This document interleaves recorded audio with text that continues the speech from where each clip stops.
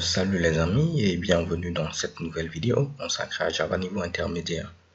Maintenant que nous avons revu un tant soit peu ce script, on a tenté de l'expliquer en long et en large, on peut passer maintenant à proprement dit à la résolution de notre TP. Donc ce que je fais généralement pour chacun des projets, j'essaie ici de décrire en français ce que je souhaite avoir comme résultat. Qu'est-ce que je souhaite faire ici pour cette application? Donc on souhaite avoir une application de quiz où on pourra poser un ensemble de questions et l'utilisateur devra donner des réponses. Après, il faudra afficher ici les résultats, donc son score et le temps qu'il a eu à prendre pour répondre à ces questions-là. Donc ici, je mets application de quiz où on pourra poser un ensemble de questions. Donc désolé pour l'accent à ce niveau. OK. Auquel l'utilisateur devra donner des réponses. On affichera par la suite les résultats. Et quand on parle de résultats, c'est le score et le temps pris pour répondre aux différentes questions. Voilà. Donc maintenant, une fois que j'ai eu à faire cela, je tente de pouvoir répertorier l'ensemble des noms qui se trouvent au niveau ici de ce texte-là. Parce qu'en tout début, si vous vous rappelez, lorsqu'on parlait ici des classes, on a dit que ce sont très souvent des noms. OK? Donc si je récupère les différents noms, je récupère en grosso modo mes potentielles classes. Après, je pourrais faire un tri en fonction de plusieurs critères. Donc là, il y a application. Ensuite, quiz. Après ici, question. Donc là, par exemple, je ne prends pas ensemble parce que je sais que ce ne sera pas une classe. Donc pas besoin de prendre tous les noms. Si vous voyez que ce nom ne sera jamais une classe, pas besoin de vous fatiguer. Vous pouvez l'éliminer dès le départ. Donc utilisateur également, on ne va pas en avoir besoin. Je mets réponse, pourquoi pas. Je mets ensuite résultat. Je mets score. Et pour terminer, je mets ici le temps. Donc voici ici mes potentielles classes.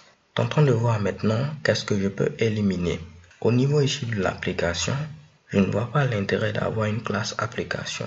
Parce que ce que je souhaite faire, c'est pouvoir créer mon quiz comme cela. Donc je vais pouvoir dire, je crée un nouveau quiz. Je démarre le quiz, donc comme ceci. Et après, j'affiche les résultats.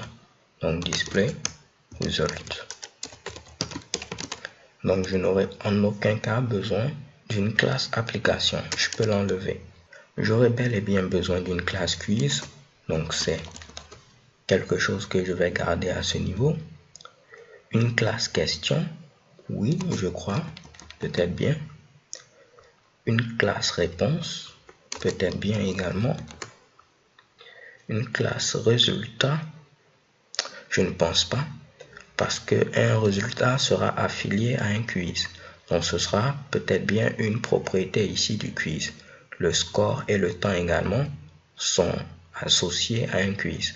Donc ce seront peut-être des propriétés ici de notre fameuse classe quiz. Parfait. Donc là on se retrouve avec trois classes.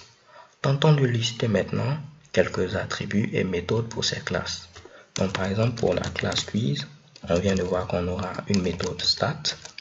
OK, on aura une méthode display result pour afficher les résultats. Pour les propriétés, on a vu qu'on aura le score et le temps écoulé pour répondre aux questions. Passons maintenant ici à la classe question. Qu'est-ce qui va la caractériser? Donc, je vais tenter de mettre une question. Par exemple, quelle est la capitale du Sénégal? Donc comme on peut le voir, pour chaque question, on aura ici un énoncé, donc un libellé ou énoncé. Mais on aura également une réponse parce que chaque question a en même temps une réponse. Donc ici, la réponse ce sera Dakar. En lieu et place d'avoir deux classes séparées, au niveau ici de question, je vais dire qu'on a deux propriétés. on a l'énoncé et la réponse. Ce qui veut dire que cette classe réponse est inutile. Donc, pour une question, on a l'énoncé et la réponse. Maintenant, pour les méthodes qu'on peut avoir, je ne sais pas pour l'instant, mais on peut laisser comme cela et après, au fur et à mesure, on va voir. Donc là, pas de souci. Je vais donc créer mes deux classes, quiz et question. Commençons par la classe quiz. Je fais ici new, classe. Je mets ici question. Donc on va patienter un tout petit peu. Parfait. À ce niveau, j'aurai deux propriétés que je vais automatiquement mettre en private. Ce seront des chaînes de caractères, donc énoncé, et également à ce niveau, réponse. Donc vu que je veux tout mettre en anglais, ici je vais mettre ici texte, et ici je vais mettre ici réponse. Donc c'est le texte pour la question, et voici la réponse. Parfait. Vous pouvez trouver d'autres noms si vous le souhaitez, des noms qui vous semblent beaucoup plus parlants.